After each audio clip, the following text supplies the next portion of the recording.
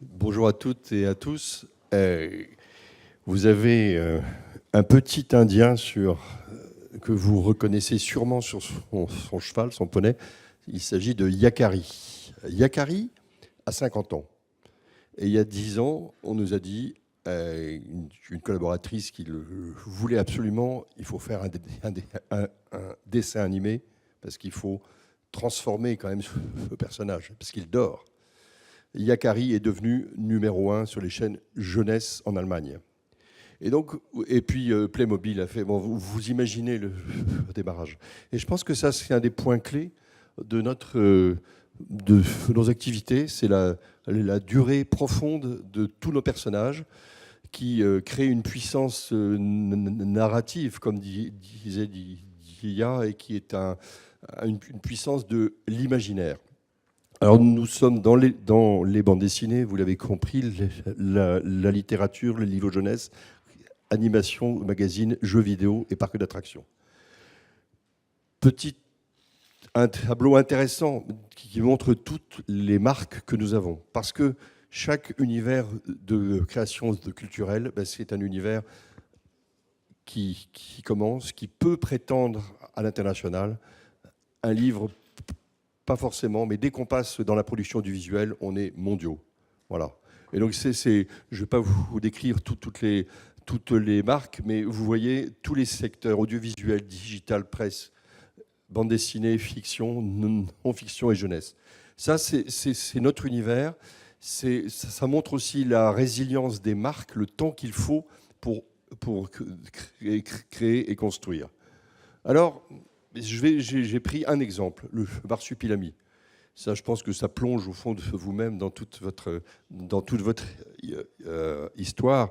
Et vous avez tout ce qu'on peut faire avec. Historiquement, les bandes dessinées, puis l'audiovisuel, les films, les séries. Et c'est une création dont on puise en permanence le renouvellement. Que le digital, le licensing. Et bientôt, des parcs d'attractions. Alors, je pense que...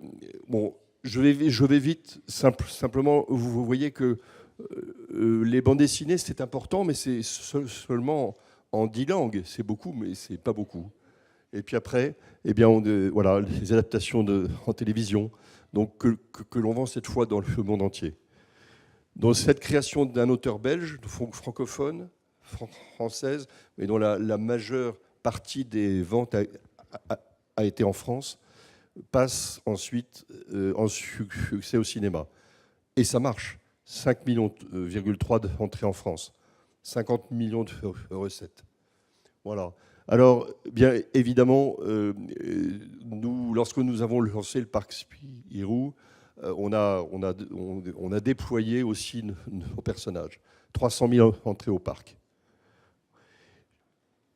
Produits dérivés. C'est une nouvelle série en 3D premium qui sont assez spectaculaires que l'on est en train de faire. Et les jeux vidéo. Voilà.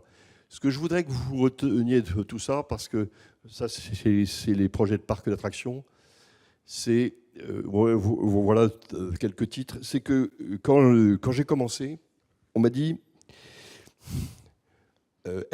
Hergé est mort, Goscinny est mort, les fondateurs de la maison d'édition sont morts, j'avais 30 ans, la bande dessinée, c'est le passé, c'est terminé. Bon, évidemment, en 2021, ça vous apparaîtra un peu ridicule, mais c'est vrai, c'est comme ça que les experts ont vu les choses. Et donc, quand vous avez 30 ans, vous vous dites, qu'est-ce que je vais faire? C'est-à-dire que je ne vais pas en rester là, parce que la presse de bande dessinée était morte. Et donc, on a compris que la puissance de l'imaginaire, c'était que le support est second par rapport à la création éditoriale. Et donc ce continuum, cette résilience, cette force profonde des personnages, en fait, elle vaut pour tout. Elle vaut pour la littérature, la bande dessinée. Et donc cette création éditoriale, elle est absolument déterminante dans la construction d'un patrimoine qui s'internationalise. oui, le soft power et du hard power. Il faut raisonner comme ça. Et lorsqu'en 2013, on crée France Créative avec quelques-uns, Stéphane qui est là et Jean-Noël Tron et d'autres, on prend conscience du passage de la logique d'exception culturelle d'un petit monde fermé aux industries culturelles et créatives. Ça, c'est ça, la French Tech et la French Touch sur le fond du déploiement. Alors je voudrais simplement que vous reteniez dans cette puissance de l'imaginaire, c'est que chaque fois qu'on vous dit, qui est un langage, pardon, un peu financier, soyez un pur player, rejetez ça.